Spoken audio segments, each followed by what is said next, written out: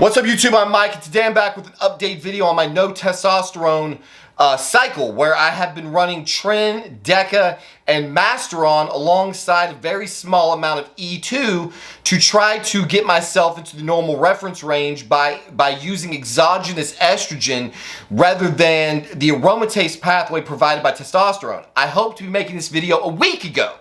I donated blood last Monday at about noon. It is now Sunday and the blood work is still not back on my estrogen level. This is the longest it's ever taken. I don't understand what the hell is going on in New York and why these useless people cannot hurry up and get blood work turned around.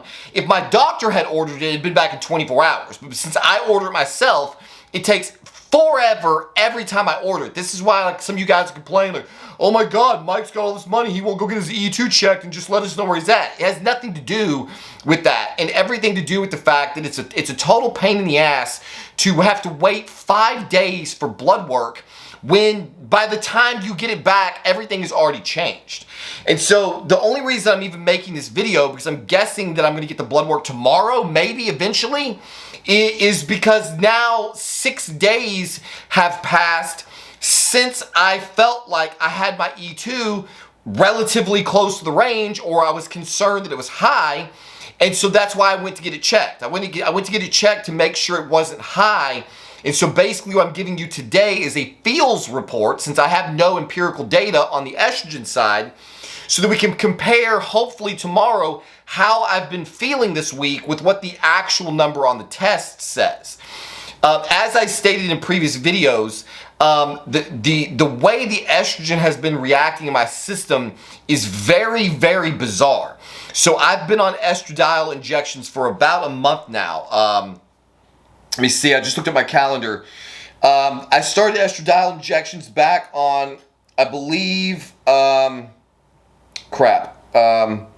September like the 16th, I believe. And today is October the 6th, so not quite a month. Looks like about 3 weeks I've been on estrogen injections. And so the reason that I started the E2 injections is because I had pulled all the tests out of my cycle, and all of the symptoms of high estrogen had completely subsided, and I had gotten myself down to a point that I was requiring absolutely no 8X to keep my gyno at bay. And so that to me was an indicator that my estrogen was at least normal.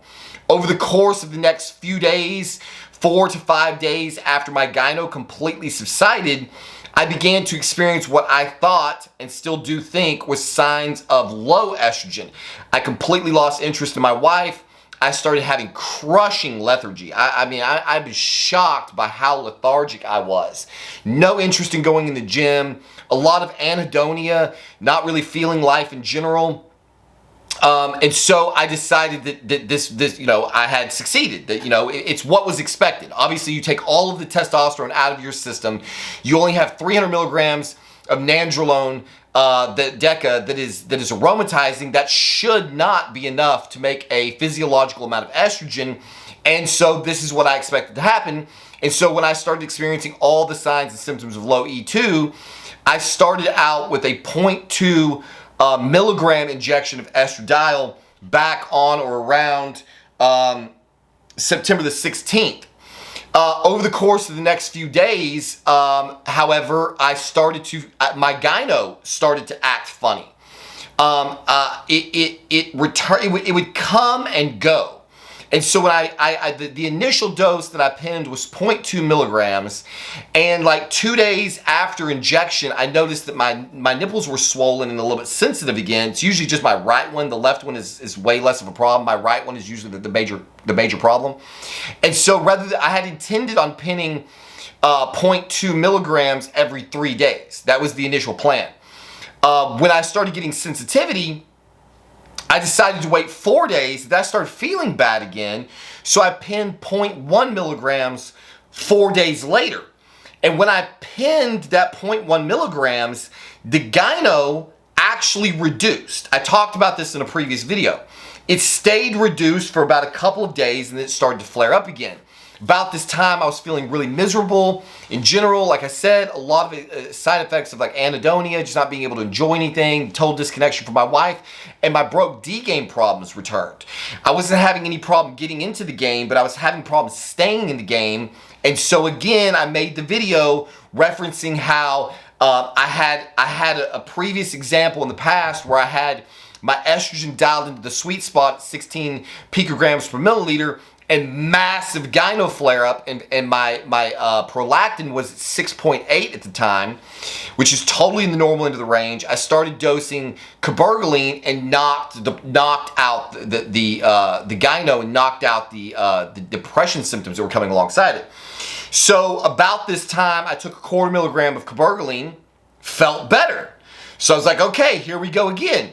Then like 4 days later, the depression started coming back, so I took another 1/4 milligram of cabergoline. I thought that was going to be enough to resolve the issues, and I continued dosing the estradiol at 0.1 milligrams at that point I moved it to every 2 days.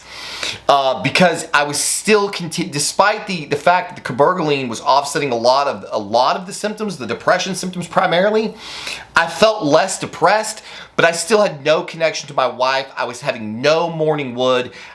My libido was basically non-existent. I was functional during sex, but I just totally did not care about it at all. My wife and I were having some pretty major relationship problems that I feel quite confident were exacerbated by the fact that I just totally didn't care about her, like at all. Like I made a video talking about, like, I went house hunting one day, and just the lack of emotionality that I was experiencing was really quite horrific. So I started pinning 0.1 milligrams of estradiol every 2 days, like a couple of weeks ago, and slowly but surely things started to get better.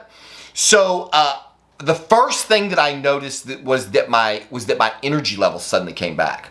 So to try again, because this video is only about feel, because I don't have E2, I do have some results that we're going to talk about, but because I don't have the E2 results, I just want to make it clear that everything that I've been doing for the past 3 weeks has been based purely off of feel.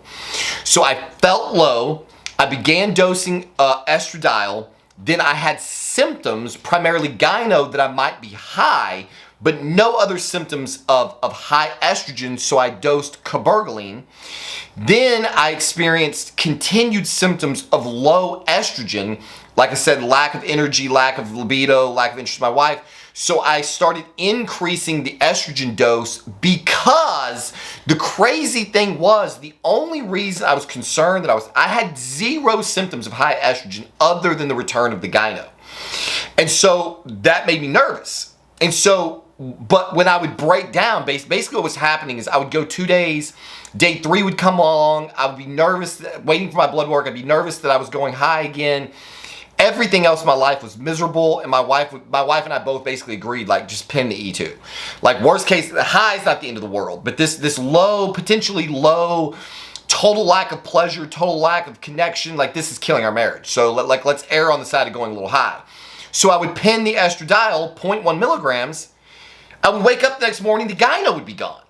And so then 48 hours comes along, it starts to get worse. You know, we start moving into day 3, it starts to get worse. I pin E2, gyno goes away. So it's like, I don't know why this is happening, but the only reason I was staying on such a low dose of estrogen to begin with was because I was afraid the gyno was being caused by the high E2, and so I basically just decided to dive in head first. And so what I did was I upped the dose to 1.5 milligrams every 2.5 days, which on my little calculator that I don't have up right now, should put me at the upper 20s, give or take, like upper 20s to low 30s on my estradiol. And when I started pinning 1.5 milligrams of estradiol every 2.5 days, everything came back in force. Like, my libido came flying back. My kids are around, so my soldier quality was back. My desire was back. Like everything, I had energy in the gym. The depression was gone. Like basically every negative thing that I had been experiencing for going on 3 weeks at this point was resolved by increasing the estradiol dose to 1.5 milligrams every 2.5 days. Honestly, probably still low. Honestly, probably could take more, but because it's so that like the peaks and valleys to this gyno sensitivity make no sense, I have been wary to mess with it any further. The reason that I have not redosed the cabergoline is twofold. One, because I have not had the return of the crushing depression and Deca D type symptoms since taking the first 2 doses of cabergoline. For whatever reason, prolactin and progesterone come back in 24 hours. So here is the blood work that I've gotten thus far. On the hormone profile, prolactin came back. This is after 2 doses of cabergoline, keep in mind. So I don't know where my prolactin had got up to right near 2 nanograms per milliliter, which still is low. It's still out of the range. The range is 3.9 to 22.7, but I'm convinced that I probably don't want to be in the range. At a bare minimum, I want to be at the very, very bottom end of the range. So when I got my blood work done 6 days ago, going on 7 days ago now, my prolactin came back low at 1.1. So like I said, it had gotten up to like 1.8, 1.9, 1.6, something like that. So the cabergoline did serve to knock it down a little bit. I did get my progesterone checked. I wasn't expecting this number to be high. For a lot of reasons that we could get into. Nandrolone is suspected to actually lower progesterone. That's one of the reasons that I think some people in the community think that there's no chance that trenbolone and nandrolone cause increased prolactin and cause prolactin-induced gyno is the progestogenic behavior of these compounds should in fact lower progesterone and potentially prolactin. In my case, this is not proven to be true. I've had high progesterone levels in the past. I've had progesterone outside of the range. And I've had prolactin that was high enough that when I knocked it down, symptoms resolved. So again, we don't have any good concrete data to connect normal ranges with normal physiological behavior. My son has gyno. He had gyno when he was like, 11? 12. He started getting gyno. It just in his puberty. It started during puberty. It went away. Then it came back, and we started treating it with Adex. We have since had to. He's not having the gyno from his puberty any longer. So it's possible to have hormone levels in the reference range and still have gyno. We did not, unfortunately, get blood work done on did we check his estrogen level? No. So progesterone came back at 0.1, which is technically normal, but the range for progesterone in a male is 0.0 to 0.5 nanograms per milliliter. So mine is at 0.1 and prolactin is at 1.1. So at those levels, I have not seen any reason to re-administer cabergoline, and so it's been greater than 1 week now since I've had a cabergoline dose. Let me get your ASMR sip here.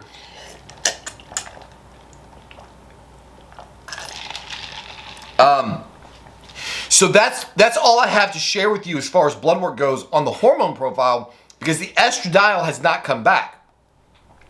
Worth mentioning, I decided to get a comprehensive metabolic panel because I have not run one since I got over my drug-induced liver injury, or thought I got over my drug-induced liver injury. When I last checked my AST/ALT levels, my AST was barely above normal. It was like 41 or 42 in a range of up to 40. And my ALT was still high, around 90 in a range of 44. But they had come back down to what is really, honestly, relatively typical readings for me. I think that it is likely possible, and possibly is being proved in this blood work here, that I do have some type of chronic liver condition. I think that we're running out of evidence to suggest against that.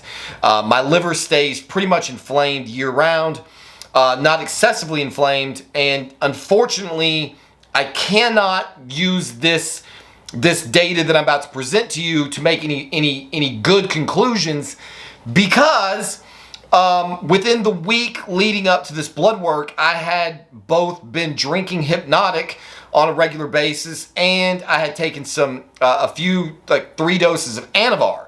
So we've got a 17 alpha alkylated oral and alcohol in the mix within a week of the blood work, and so I cannot rule out that those did not skew these numbers to some degree.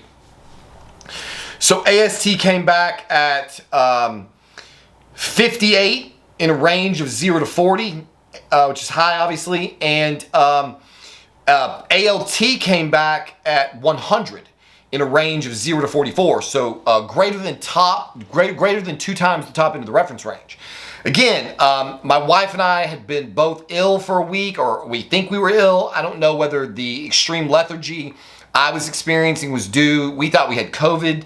I don't know. We were both pretty wiped out.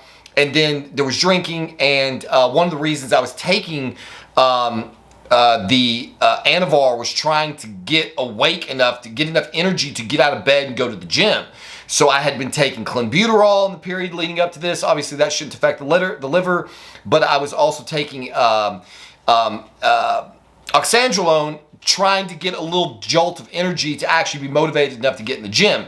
It seems, in hindsight, that the lack of motivation was coming from the low estrogen and nothing else. The other sort of concerning thing is that the rest of my blood work really does not look good here, and it doesn't look good in a way that I've never seen before. So my creatinine flagged high, which it always does. This is perfectly in line. The range is 0.76 to 1.27. My creatinine, or creatinine, whatever it is, came back at 1.37, which is pretty much baseline for me.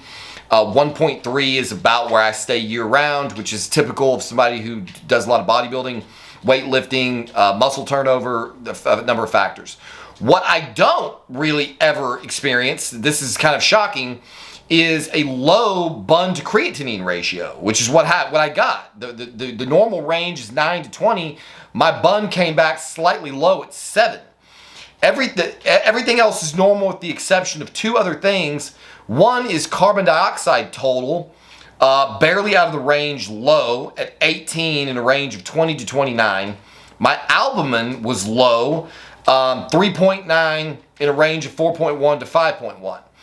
If you search these things grouped together, you get a number of possible causal factors.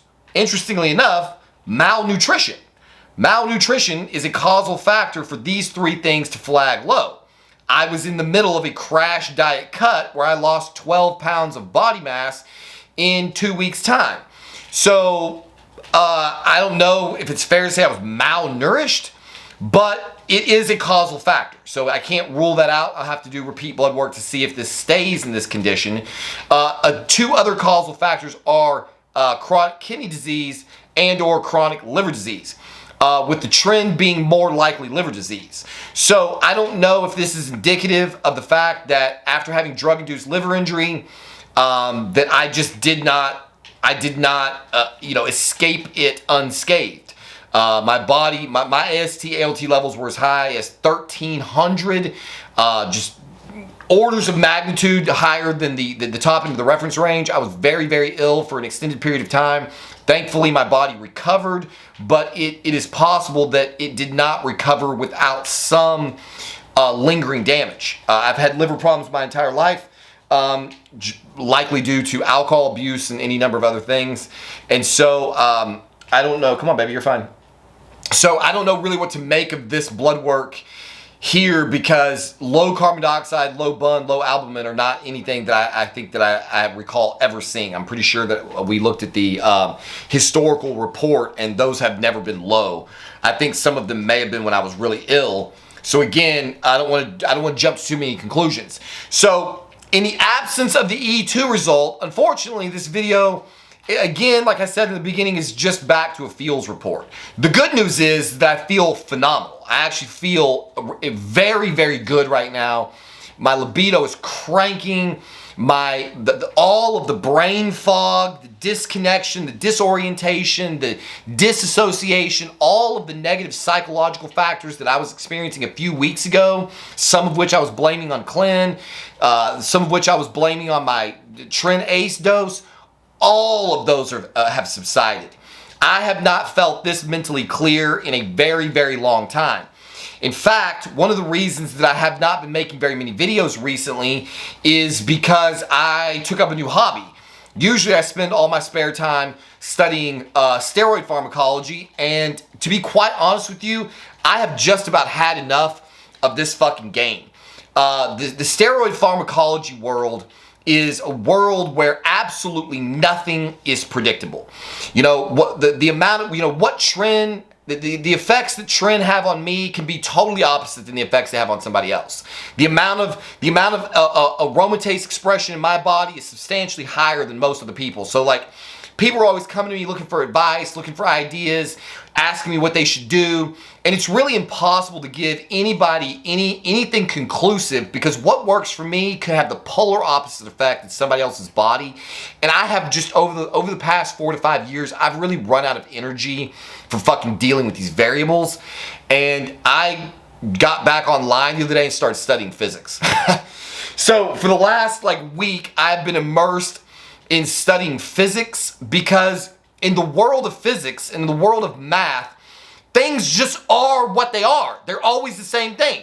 There's no variability. There's no oh, well, it might be, it could be. Well, in you it's this, and in this person it's that. The math just always adds up, and I've been having so much fun learning physics online and being able to pour my mental energy into something that I can just, that's repeatable. I've been learning about conservation of energy and Newton's first, second, and third laws, and figuring out how much thrust it takes to take a Falcon 9 rocket that weighs 549,000 kilograms, that's descending at a rate of 11 meters per second. I can now calculate how much thrust I need to bring that rocket from 11 meters per second to 0 meters per second over a period of however many seconds you want. It doesn't matter. That's the beauty. Plug in 10 seconds, plug in a minute. It doesn't matter what duration of time you have. In the world of physics, if you know the acceleration and you know the mass, then you can easily calculate how much of a force, in this case thrust, you need to slow that rocket from whatever its rate of fall is to 0 and land it on the pad. That is the kind of thing that gets me excited, because it works every single time. And so this bullshit, putting up with this, how much, trying to dial in all these different hormones with all these variables, and nothing is consistent or repeatable, and it's certainly not consistent or repeatable, from one person to the other. In my case, luckily, every single time I take 200 milligrams of test C with no other aromatizable compounds, 1.5 milligrams of Arimidex will put me on the sweet spot.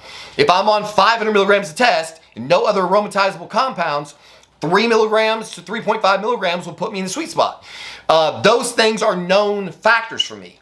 But the second you add Deca to the mix, and now everything goes haywire. The second you add anything aromatizable, people are always like, why don't you do EQ? Because it's going to throw everything out of balance again.